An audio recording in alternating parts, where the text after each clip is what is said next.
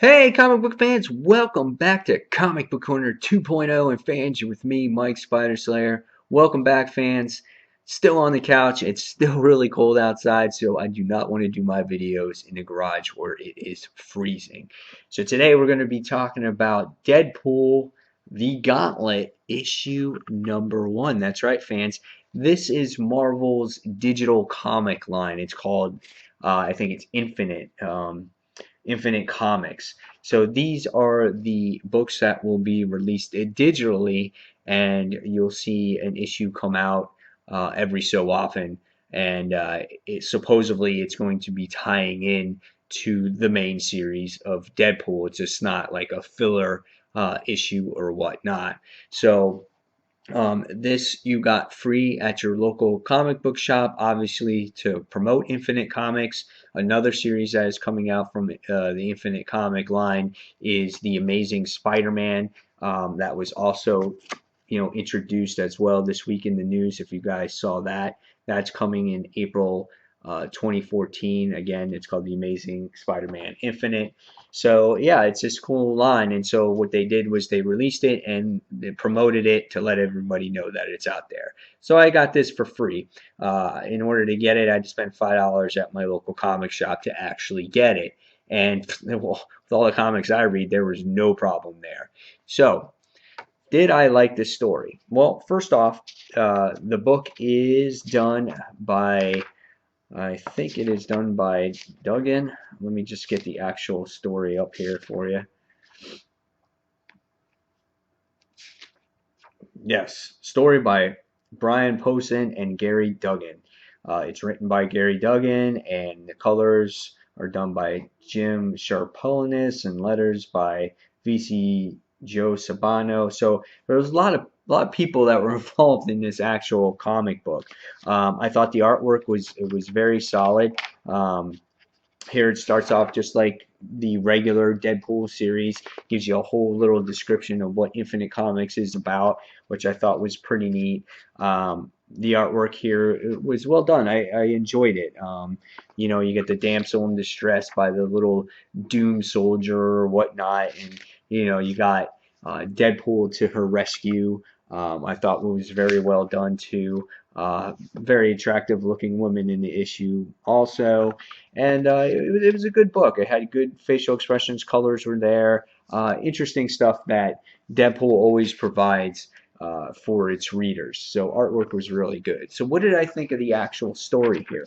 The story takes place in London, England, and there's this helicopter, and Deadpool's on this job, and again, he is stopping this guy that works for Doctor Doom, and he has this girl, and he's basically going to rescue this girl, and he's hanging this girl outside the helicopter, and he saves her from falling out, and the guy sits there, and uh, Deadpool actually sits there and pops a bullet out of his chest and hits the jetpack button, and the guy goes flying out of the sky and everything. So he rescues the girl and he saves the girl, and it's like the typical hero story.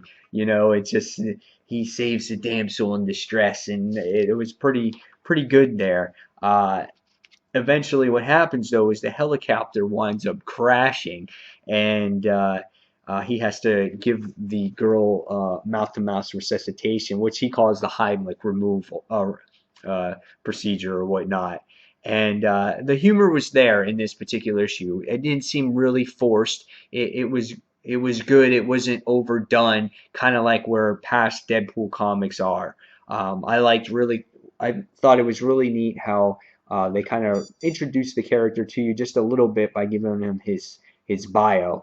They say that he's Deadpool, he's 6'2", he weighs so and so, his powers and abilities. So it gets the reader a little bit reintroduced to the character on what he possesses and what makes him so strong or whatnot. So what happens is Deadpool wakes up on a park bench, and we get to see that he sees this vampire, and this vampire, he winds up doing battle with this vampire, and the vampire is trying to deliver him this special message. And this whole issue, you find out that Deadpool is chasing this particular vampire, and Deadpool always thinks he outsmarts the vampire when the vampire like disappears into the mist, and and he's like, "Oh yeah, you think you can trick me?" And he's fighting him in the mist, and the vampire's like, "Oh, what an idiot." And then when they're also fighting, I thought it was really funny in the actual issue where they're doing battle against each other, and the soldier's sitting there, and he goes, "Really, dude, you got nothing?" He's like, "Sorry, mate, I'm off in 5." So there were some really funny elements. Again, it wasn't forced; it was there when needed. I thought it was awesome. And by the time you get to the end of the issue, you get to see the vampire gets killed with an umbrella. And it was so funny because Deadpool comes across Dracula. And Dracula, you see his bio, which was really cool, and it was introduced as well. And we can see that he got this invitation, that the invitation was delivered to Deadpool. And what it was for a job. And it wasn't the vampire actually going after and killing Deadpool. And he's like, "Well, you were going to hire me?" And Dracula is like, "Well, not anymore. I don't think I want to." And Deadpool's like, "Well, you can actually take it out of my first paycheck." And when he kills him with an umbrella, there was a real humorous moment here where the umbrella pops open and then the vampire disappears because he's dead. Uh, Really interesting. I thought it was really funny. I thought it was good. Um, I've been recently turned off by Deadpool comics. I haven't really liked the humor so much. I felt that it's always overdone, like I talked about, and things are just not funny. Here, there was just enough humor to put a smile on my face and made the book comical for me. I thought the artwork was well done and the story was interesting here. So where this goes, I'm not sure. Will I read it digitally? I don't know if I'll invest the money digitally to read it, but if it does come out in print later on, I might buy it that way because I prefer reading my books in physical copy form than in digital form. I feel more connected to it. I get a lot more out of the issue that way. So after reading this book, I'm going to give it, it wasn't really in depth, super duper great, huge story. But I'm going to give it a 4 out of 5 stars. I enjoyed it. It surprised me. I didn't think it was going to be this good for a free comic book. And I wouldn't have known about what Infinite Comics was about until this came out.